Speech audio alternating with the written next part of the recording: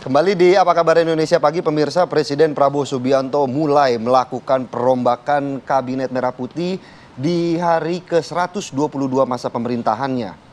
Satu orang menteri, yakni Satrio Sumantri Brojonegoro yang menjabat sebagai Menteri Pendidikan Tinggi, Sains dan Teknologi ini digantikan oleh Profesor Brian Yuliarto.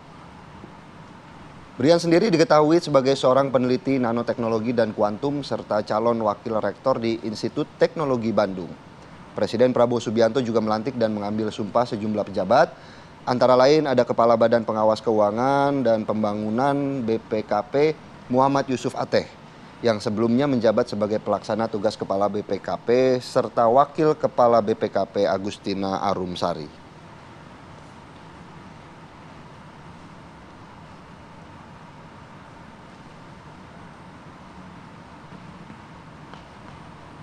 Ya pemirsa, 3 pejabat yang baru saja dilantik oleh Presiden Prabowo Subianto di Istana Negara pada Rabu 19 Februari 2025. Ya, mengaku mendapat peran khusus ya dalam meningkatkan dan juga menjaga kerahasiaan data tunggal sosial di era digitalisasi serta menjaga akuntabilitas keuangan.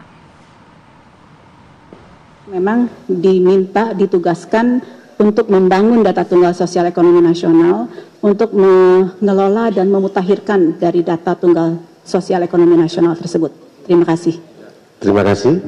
Bapak Presiden tadi menyampaikan terkait sekali dengan dari BPS tadi, terkait Inpres nomor 4 tahun 2025 tentang satu data ekonomi dan sosial, dihubungkan lagi dengan era sekarang yang mana dalam penyelenggaraannya menggunakan digitalisasi, sehingga BSSN beliau tekankan untuk dapat mengawal kerahasiaan, integritas, dan ketersediaan data sebagaimana yang seharusnya, sehingga data itu dapat betul-betul digunakan untuk kepentingan penyelenggaraan pembangunan ke depan.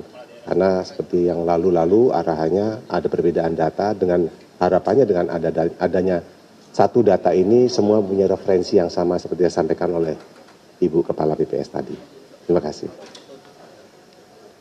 Jadi alhamdulillah saya sekarang punya wakil, Bu Arumsari. Ya tugas sama lah, kita jaga akuntabilitas keuangan dan pembangunan seluruh kementerian, lembaga dan BUMN. Sama tugasnya. Mungkin sekarang skopnya lebih cepat terus kerjanya dan lebih banyak lagi tanggung jawabnya.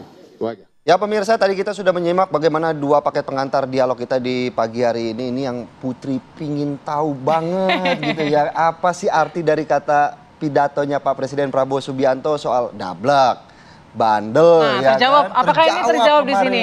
Ini berarti udah SP3 kira-kira. Udah Ya? SP3, makanya langsung dicopot dan digantikan sama yang baru. Nah, di pagi hari ini kita akan bahas kemudian apa alasan dari Pak Presiden Prabowo Subianto di 122 hari kerjanya ini kemudian sudah melakukan reshuffle untuk Kabinet Merah Putih. Sudah hadir 2 narasumber di dialog kita pada pagi hari ini. Sudah ada Mas Arief Nurul Iman selaku analis politik. Selamat pagi, Mas Arief. Pagi Mbak, Mas. Wah, semangat banget udah nih ya kayaknya untuk membahas tema kita pada pagi hari ini ya, Mas Arief. Menarik. Dan selain Mas Arief juga sudah hadir Ibu Adita Irawati selaku juru bicara Kantor Komunikasi Kepresidenan. Selamat pagi Ibu Adita. Selamat pagi. Mas Filis, Mbak Putri. Bu, langsung saja Bu, kita pengen tahu, kita penasaran begitu. Kemudian apa alasan mencopot Mendikti Sains-Tek yang dilakukan oleh Pak Presiden Prabowo kemarin? Apa sebenarnya alasan? Ya, pertama mungkin perlu kita tegaskan lagi ya, bahwa Pak Presiden ini kan mendapatkan mandat ya dari rakyat Indonesia untuk memimpin negara ini. Dan beliau tentu memilih para pembantunya itu dengan pertimbangan-pertimbangan tertentu ya. Termasuk juga ketika memilih, melantik gitu ya, tentu beliau punya pertimbangan. Begitu juga ketika akhirnya memberhentikan atau mengganti para pembantunya. Pasti ada pertimbangan-pertimbangan.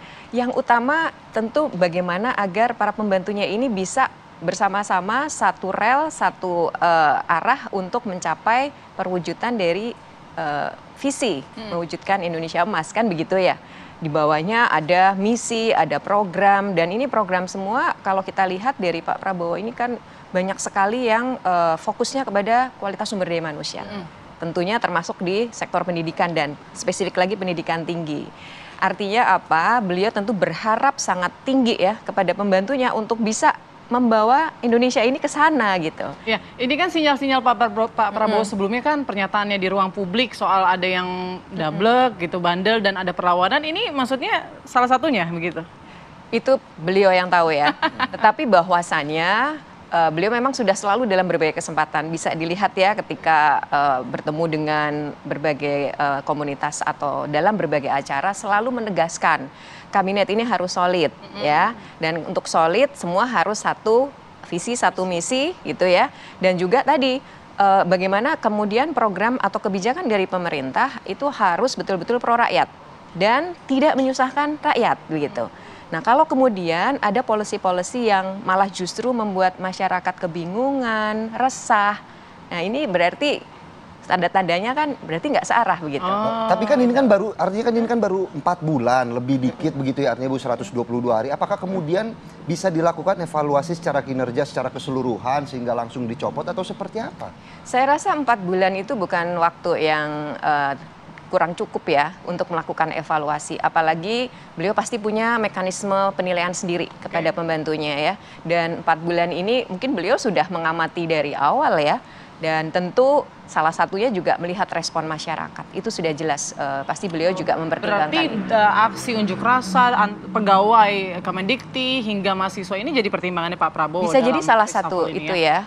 Karena ini kembali lagi ketika ada keresahan dan itu pastinya akan menurunkan tingkat kepercayaan kepada pemerintah. Ini kan juga berbahaya ya, karena kita butuh pemerintah ini berjalan dengan efektif.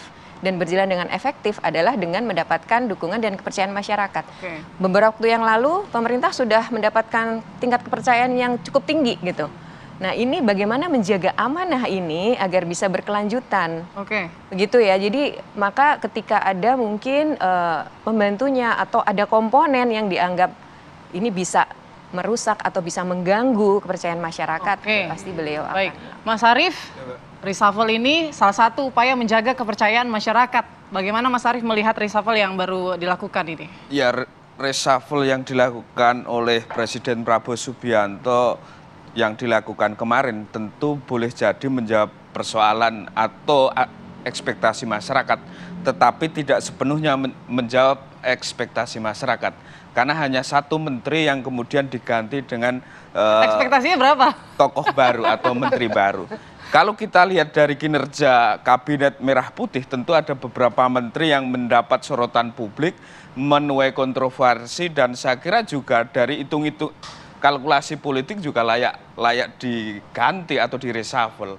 Jadi reshuffle yang dilakukan Pak Prabowo kemarin memberi kejutan tetapi tidak memberi efek politik yang cukup besar, termasuk dalam menaikkan kinerja Kabinet Indonesia Maju. Saya kira tidak begitu signifikan reshuffle kemarin. Berarti kalau tidak memberikan efek politik yang terlalu besar, artinya memang keputusan ini memang untuk pro rakyat atau seperti apa melihatnya Mas Arief? Saya kira kalau berkaca pada kinerja Pak Satrio Brojonegoro, ada beberapa kasus atau kontroversi yang dilakukan sehingga memicu kegaduhan publik. Pertama, demo dari ASN di Kemendikti. Terus kedua tentu persoalan pernyataan dari Pak Satrio ini yang justru kontradiktif dengan apa yang menjadi harapan Presiden Prabowo Subianto. Misalnya dia menyatakan bahwa efisiensi anggaran itu bisa memangkas dana pendidikan, menaikkan biaya kuliah, memangkas beasiswa. Itu juga yang boleh jadi memicu gerakan mahasiswa yang hari ini juga akan melakukan gelar demonstrasi. Faktor lainnya, satu lagi, faktor Pak Satrio ini tidak memiliki BA politik, tidak merepresentasikan dari kekuatan politik yang ada di Indonesia ini. Saya kira 3 hal tersebut yang bisa jadi menjadi pertimbangan-pertimbangan dari Presiden Prabowo Subianto melakukan reshuffle. Oke, jadi ini murni ya penilaian atau pertimbangannya ini karena kinerja, bukan ada faktor politik di dalam reshuffle ini. Begitu ya Mas Arief bisa mengatakan hal yang seperti yang saya sampaikan? Saya kira lebih besar ke faktor kinerja. Tentu saja faktor politis seperti yang saya sampaikan tidak memiliki BA politik sehingga di reshuffle.